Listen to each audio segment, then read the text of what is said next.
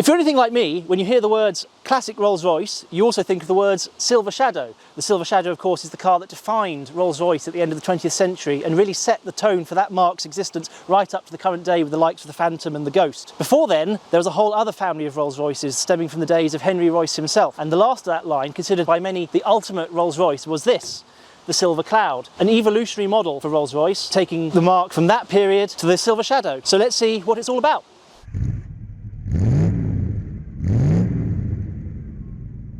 But first, our friends at Lancaster Insurance are running monthly giveaways. You can win all sorts, from experience days to tools, restaurant vouchers and tech. So click the link below at the end of the video to enter their latest competition.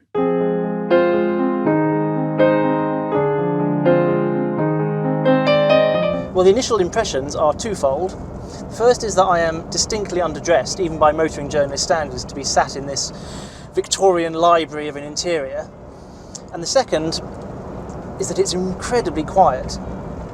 Usually on these sort of things, when you have to talk into the camera, you have to raise your voice a bit to get your voice above the engine and the wind noise. And here, I'm actually keeping it down a bit so it doesn't feel like I'm shouting. Even by the standards of a modern car, let alone a 50s saloon, this is amazingly refined. Just so smooth, not even much wind noise. In fact, it's so silent that, I don't know if you can hear it, but when you put the indicator on, you hear a sort of rapid ticking, hissing, fizzing sound, which sounds like clockwork, which I think is something to do with the self-cancelling mechanism. But I wouldn't be surprised to learn that it's actually the electrons that you can hear going through the wiring. It's just that quiet. Of course, that's what a Rolls Royce is meant to be. It's about refinement and comfort and luxury in the very real sense of in-depth quality, not luxury in terms of having lots of gadgets and toys. There's not much in here, and even by 1950s standards. And as ever with Rolls Royce, it's the integrity, as it were, behind it that really makes the difference, and that's where the feeling of luxury by Rolls Royce's definition comes into it. As I said in the introduction, the Silver Cloud was very much a transformative model for Rolls Royce. Everyone thinks the Silver Shadow was revolutionary when it came out, and it was, but it wasn't as much of a shock as it would have been had the Cloud not come before it. The Cloud 1, like this one, came out in 1955, was very much into the tradition of Rolls Royce saloons going all the way back to the days of Henry Royce and even further back. Big, solid, hefty, traditional coach-built carriages with straight six engines, separate chassis, and that's what the Cloud 1 is. It doesn't even look that much different from some of the bodies that the more avant-garde coach builds were putting on Phantoms and the smaller models in the 1930s or 40s. And while the Silver Cloud was still very much a car aimed at people who were going to buy it and then be driven in it, there was an awareness at Crewe that there was a market, and a growing one, for people who were affluent enough to buy a Rolls Royce but not affluent enough to be driven in it. And even if they could afford to employ a chauffeur, they wanted to drive their Rolls Royce. Finest car in the world, as Rolls Royce was still very much considered. There was also the feeling that Rolls Royce didn't want to be left behind by the rising standards in the rest of the car industry. Rolls Royce have always prided themselves on being in the cutting edge of automotive engineering in the areas where it mattered to them. And in the 50s they had lesser brands like Mercedes and Chrysler and Cadillac and even Citroen and Lancia and Rover creeping up, offering cars that, if they didn't offer the same overall experience and qualities of Rolls-Royce, very close for much less money, and they had to keep ahead of the game. So they began to develop the Cloud to at least be fairly modern in the way it went down the road, even if it wasn't engaging. This was a Rolls-Royce, if not so much aimed at the owner-driver, at least designed with some consideration towards them. A lot of Silver Clouds, of course, were still bought by their owners to be driven in. And the production run for the Cloud was very much a process. You start here with the Silver Cloud 1 in 1955. Very much a continuation of the Rolls-Royce as everyone understood it. Big, stately,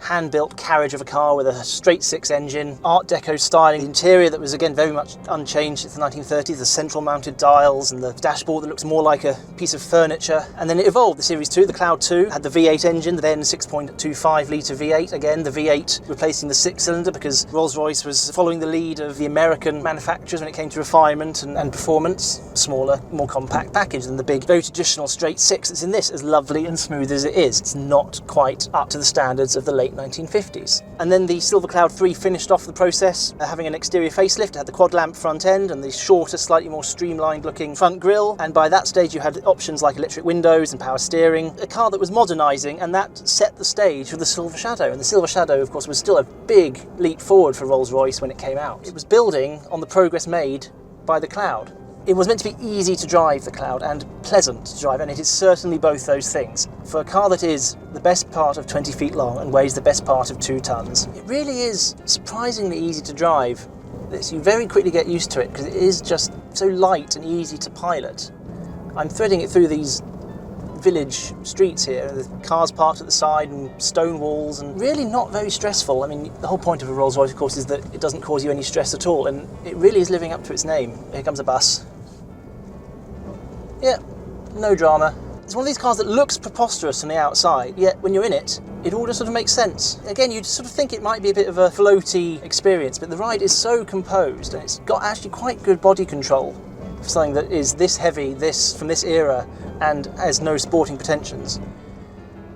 I mean, it bobs around a bit, and I am only doing 30 miles an hour, but it's not bobbing around uncontrollably. It's just very nicely constrained and composed, weighty, but strangely responsive for it, and yet you also feel completely disconnected from the road, because the ride is absolutely magnificent. It soaks up any sense of imperfections or bumps or humps on the road surface. You're just floating along. Steel coils at the front, steel leaves at the back. Very traditional, but just massaged and perfected to cosset you as you go along.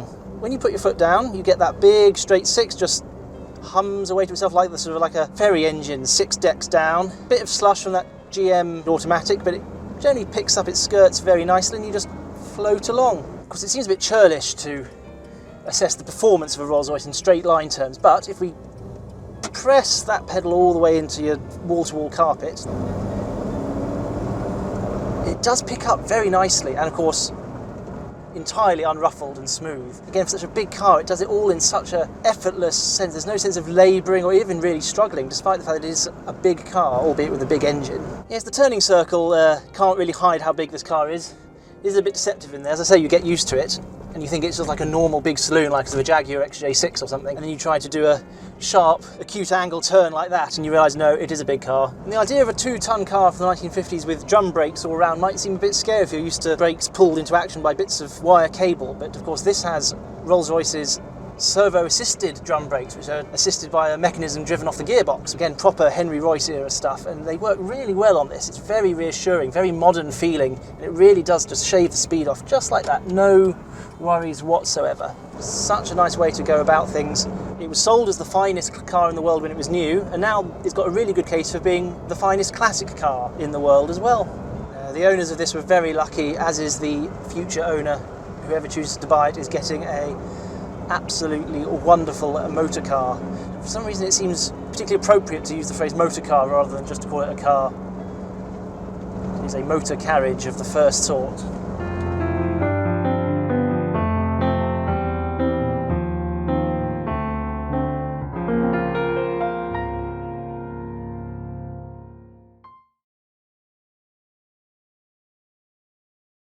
This video is proudly sponsored by Lancaster Insurance. Give them a call on 01480 400 889 for an insurance quote on your classic car. And don't forget to click the link below to enter their latest competition.